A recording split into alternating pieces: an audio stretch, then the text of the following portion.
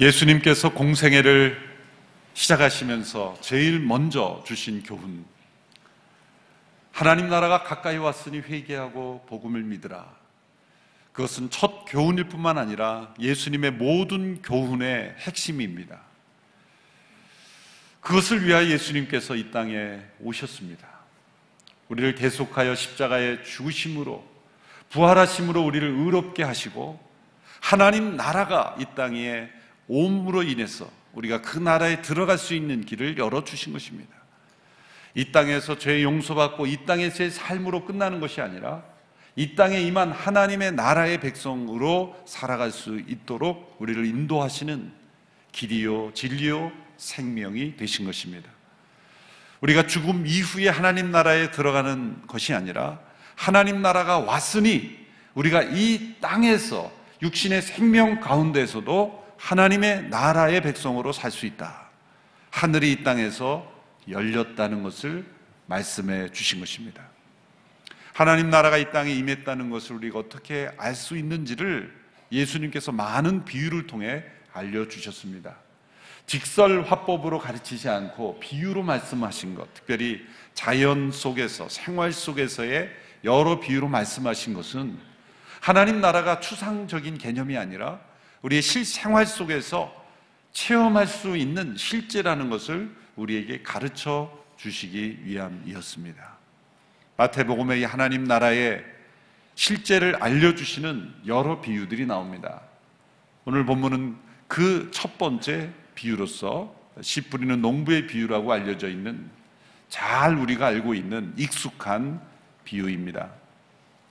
어느 농부가 씨를 뿌리는데 그 씨가 더러는 길밭에, 길가에 뿌려져서 그 씨가 땅에 깊이 뿌리 내리지 못하고 새들이 와서 그 씨앗을 먹어버려 열매 맺지 못했다.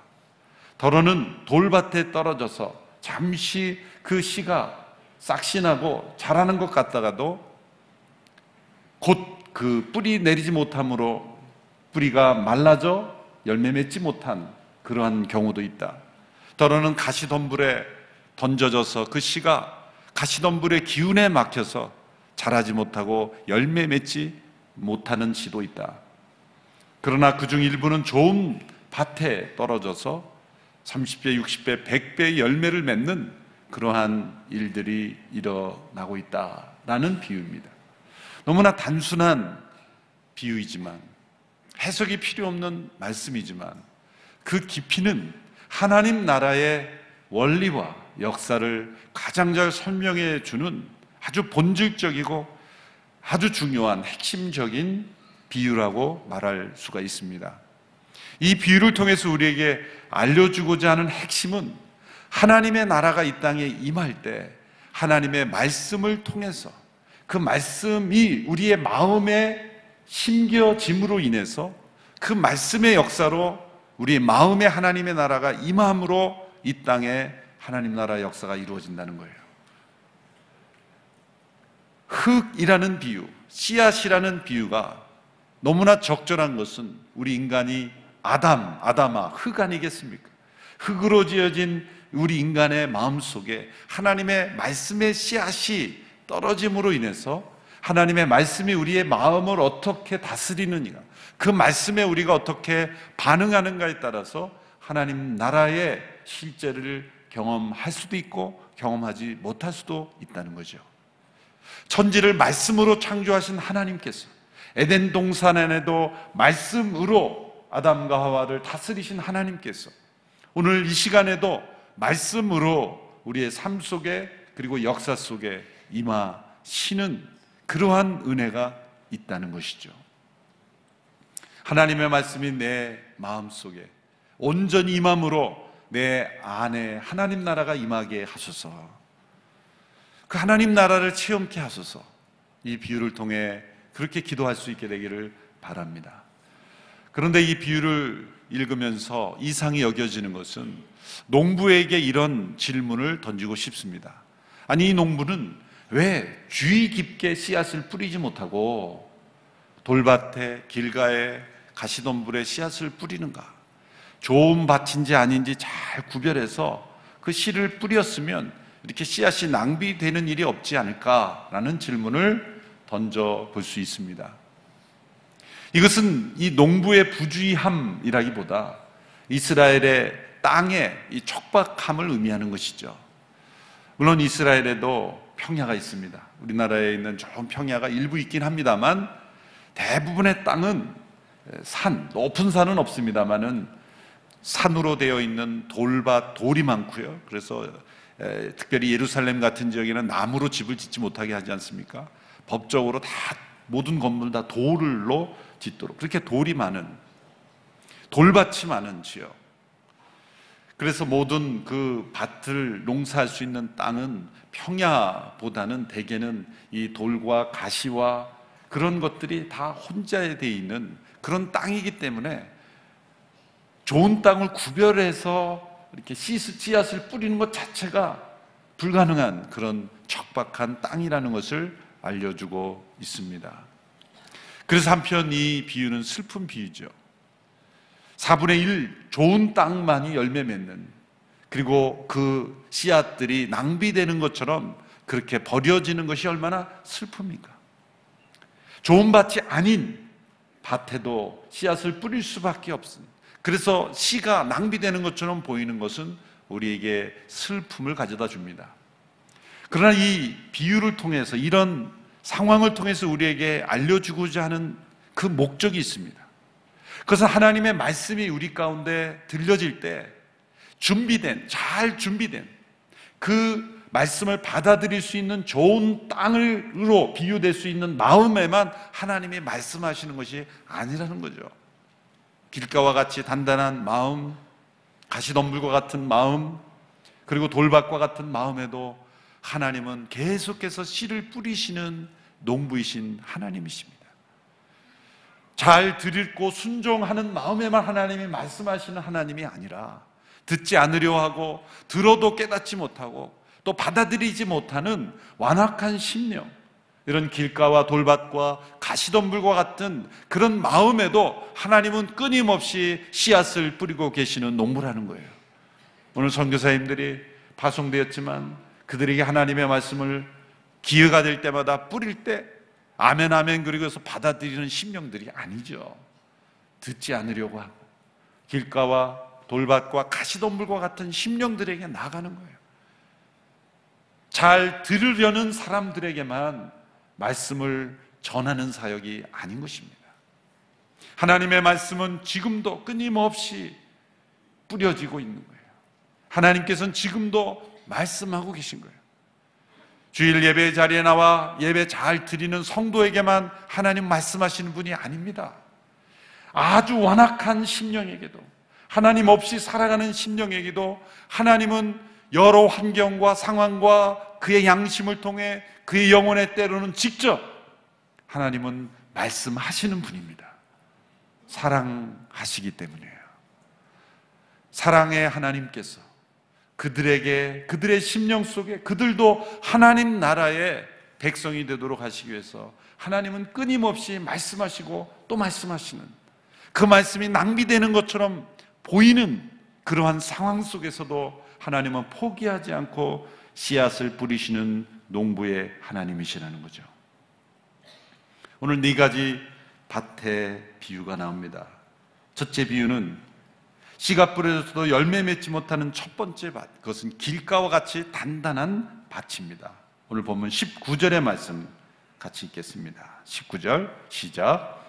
하늘나라에 대한 말씀을 들어도 깨닫지 못하면 악한 자가 와서 그 마음속에 뿌려진 것을 빼앗아 간다. 이것이 바로 길가에 뿌린 씨와 같은 사람이다.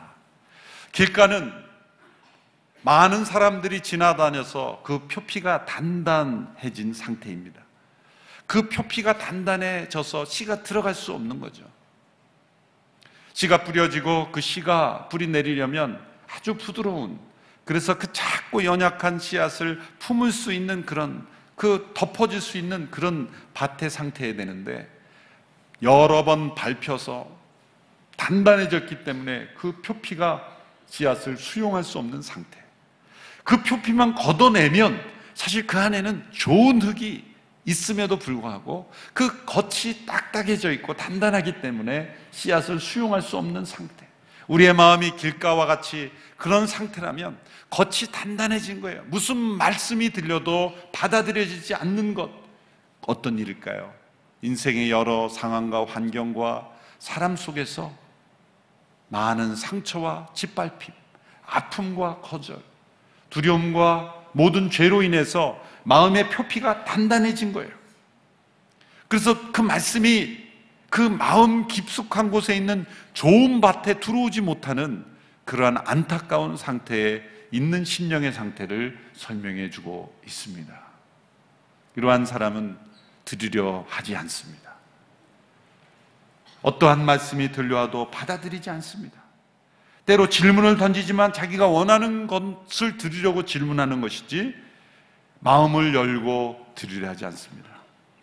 그 미국의 신호등에는 그 초록색 신호, 지나갈 수 된다 그러면 walk이라는 단어, 걸으라 이렇게 돼 있고, 가지 말라 그러면 don't walk 이렇게 해서 걷지 말라 이렇게 돼 있죠. 근데 어떤 사람이 그 걷지 말라, don't walk이라는 단어가 탁 나오니까 뛰어서 지나가려고 했다는 거죠. 걷지 말라 그러니까 뛰어야 되는구나.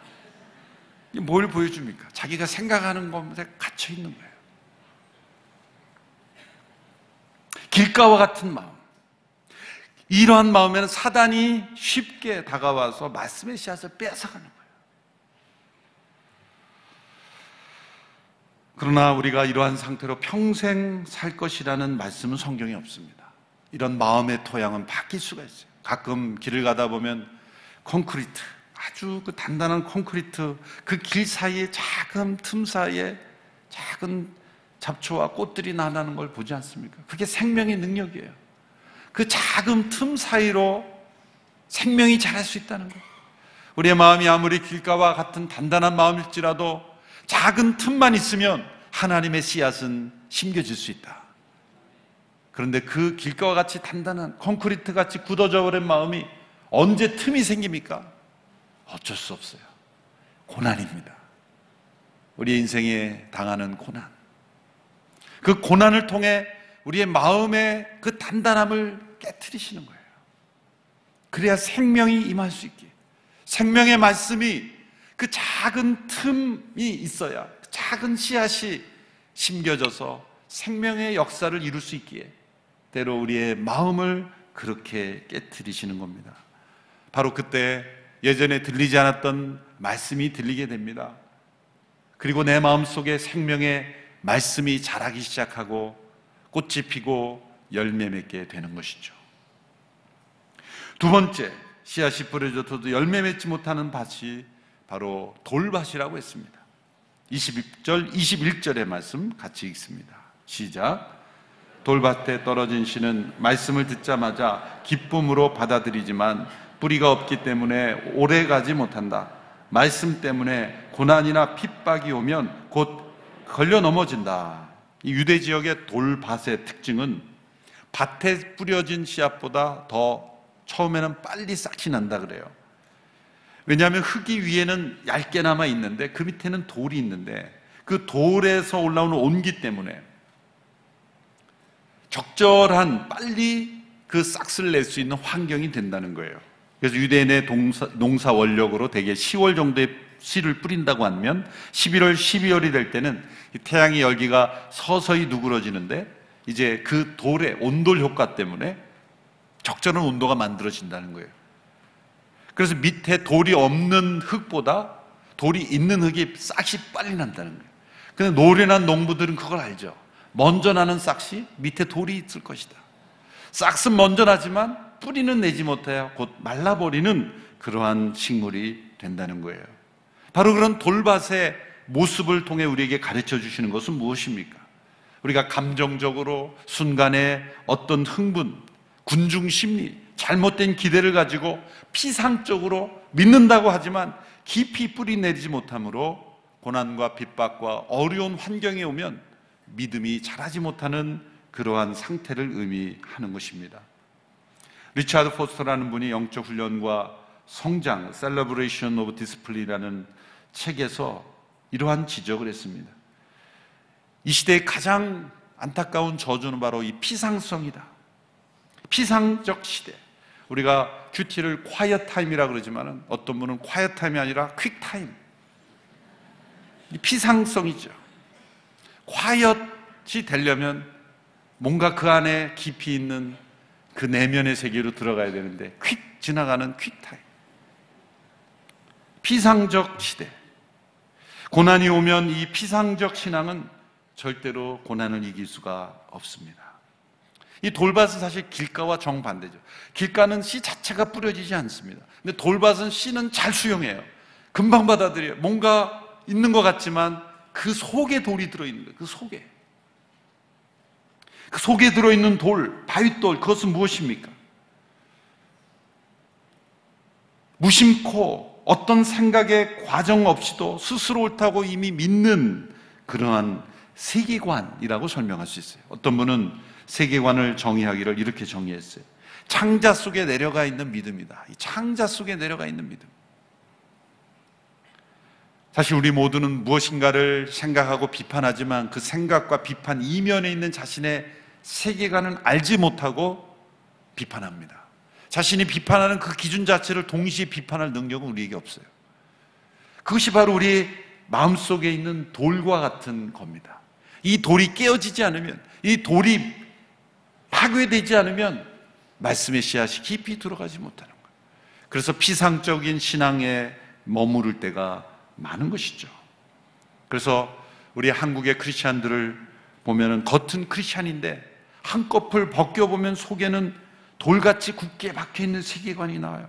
그래서 겉은 크리스찬인데 속을 벗겨보면 속에 유교적인 세계관이 나오고 그 유교적인 걸 벗겨버리면 불교가 나오고 그걸 벗겨버리면 샤머니즘이 나오고 그 속에 단단한 돌이 들어있는 거예요. 그래서 깊이 뿌리내리지 못하는 그런 피상적 신앙생활에 머무를 수가 있습니다. 그래서 자기 자신의 편견과 고집, 자기 자신의 세계관 속에 갇혀 있는 거예요. 부서져야 되는 거예요. 깨트려져야 되는 거예요. 이것은 스스로의 힘으로는 사실 불가능합니다. 성령님의 역사가 있어야 합니다. 그런데 우리에게 희망의 약속이 있습니다. 성령님께서 이렇게 돌 같은 마음을 변화시켜 주신다는 약속을 주셨어요. 에스겔 36장 26절의 말씀 같이 읽습니다. 시작. 내가 너희에게 새로운 마음을 주고 너희 안에 새로운 영을 줄 것이다. 내가 너희 육신으로부터 돌과 같이 굳은 마음을 없애고 너희에게 살처럼 부드러운 마음을 줄 것이다. 성령님의 역사의 가장 중요한 것은 돌같이 굳은 마음을 부숴주시고 살같이 부드러운 마음을 주십니다. 변화는 가능하다는 거예요.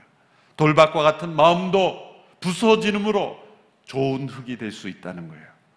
세 번째, 열매 맺지 못하는 땅은 가시덤불에 덮여있는 땅입니다. 22절의 말씀 같이 읽습니다. 시작. 또 가시덤불 가운데 떨어진 씨는 말씀은 들었지만 이 세상의 걱정과 돈의 유혹이 말씀을 막아 열매 맺지 못하는 사람이다. 가시덤불에 덮여있는 흙의 특징은 사실 좋은 영양분을 가진 좋은 흙입니다.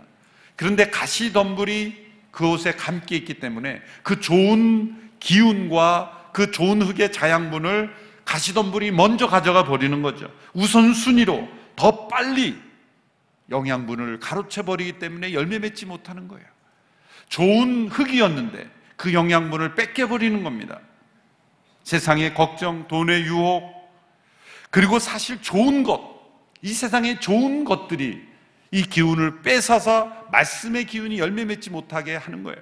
걱정, 근심, 세상에 타락한 죄의 영향력도 있지만 사실 우리가 이 세상에 살아가면서 필요한 좋은 것들, 지식일 수도 있고 직업일 수도 있고 그 어떤 것들이라도 좋은 것들도 우선순위가 바뀌게 되면 영양분이 빼앗겨 버림으로 말씀의 역사가 나타나지 못한다는 거예요. 어느 연령에 이르렀든지 마음에서 자라는 가시덤불이 있습니다. 5살 때의 가시덤불이 있고요, 10대, 20대, 30대, 50대, 60대, 우리가 죽을 때까지 자라는 가시덤불이 끊임없이 있습니다. 아무리 좋은 것일지라도 우선순위가 바뀌게 되면 그 좋은 흙의 영양분이 빼앗겨 버린다. 그래서 예수님께서 먼저 그의 나라와 그의 의를 구하라 말씀하셨고, 내 친척과 부모, 형제, 자매, 심지어 우리 자신의 생명까지 미워해야 된다라고 말씀하시는 것은 우선순위가 바뀌게 되면 말씀의 역사가 우리 가운데 열매 맺지 못하기 때문에 절대로 우선순위를 바꾸지 마라 말씀하신 거예요. 네 번째로 열매 맺는 좋은 땅이 있음을 말씀합니다. 23절의 말씀 같이 읽습니다. 시작. 좋은 땅에 뿌려졌다는 것은 말씀을 듣고 깨닫는 자니 결실하여 어떤 것을 100배, 어떤 것은 60배, 어떤 것은 30배가 되느니라 하시더라.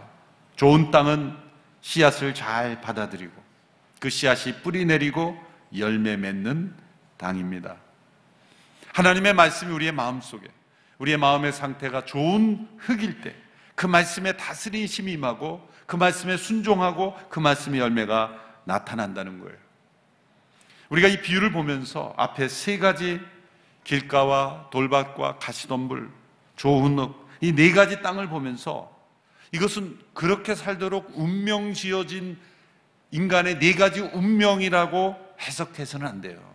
어떤 사람은 평생 길가와 같은 심령으로, 어떤 사람은 돌밭과 같은, 어떤 사람은 가시덤불과 같은, 어떤 사람은 좋은 흙으로 태어나서 좋은 흙으로 죽게 되는 네 가지 결정된, 예정된 운명의 상태가 아닙니다.